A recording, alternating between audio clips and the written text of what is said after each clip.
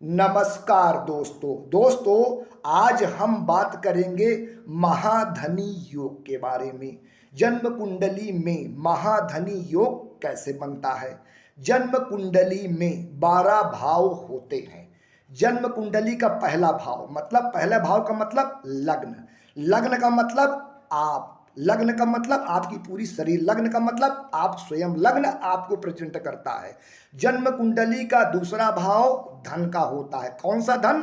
जमा धन। आपने जीवन में कितना धन इकट्ठा किया, जमा पूंजी का होता है। और जन्म कुंडली का 11वां भाव आय का होता है कि जीवन में हमें कितनी आय हो रही, मतलब दैनिक आय का होता है कि रोज हमें कितना धन प्राप्त हो रहा है। कुंडली का दूसरा भाव जमा धन का होता है और जन्म कुंडली का 11वां भाव दैनिक आय का होता है कि रोज हमें कितनी इनकम प्राप्त हो रही, रोज कितना हमें धन प्राप्त हो रहा है। इसमें सूत्र यह है दोस्तों कि जन्म कुंडली के जो लग्नेश है, लग्न भाव के स्वामी लग्नेश हैं, जन्म कुंडली के दूसरे भाव में बैठ जाएं और जन्म कुंडली के 11वें भाव के स्वामी लग्न में बैठ जाएं और दूसरे भाव के जो स्वामी हैं वो छठे, 8वें और 12वें भाव में न बैठे हों और ना ही राहु और केतु से किसी प्रकार का संबंध बन रहा हो, तो महाधनी योग का निर्माण होता है। मैं एक उदाहरण से आपको समझाता हूं जिससे महाधनी योग आपको पूरी तरीके से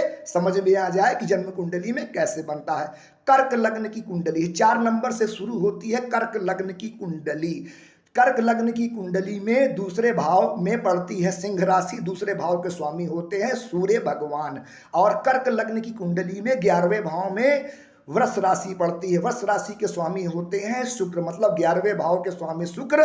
और जन्म कुंडली में कर्क लग्न में दूसरे भाव के स्वामी होते हैं सूर्य और लग्नेश होते हैं चंद्रमा। तो चंद्रमा दूसरे भाव में बैठ जाए और 11वें भाव के स्वामी शुक्र लग्न में बैठ जाए और सूर्य दूसरे भाव के स्वामी हैं, तो सूर्य छठे, 8वें और 12वें भाव में न बैठे हों और सूर्य का किसी भी प्रकार से राहु और केतु से कोई संबंध बन ना रहा हो, तो महाधनी योग का निर्माण होता है। महाधनी योग जिस भी जातक की जन्म कुंडली में बन जाता है, ऐसा जातक पैसों से खेलता है। अरबोपति खरबोपति होते हैं ऐसे लोग। माँ लक्ष्मी की विशेष कृपा होती है। इतना शुभ यह योग महाधनी योग माना जाता है।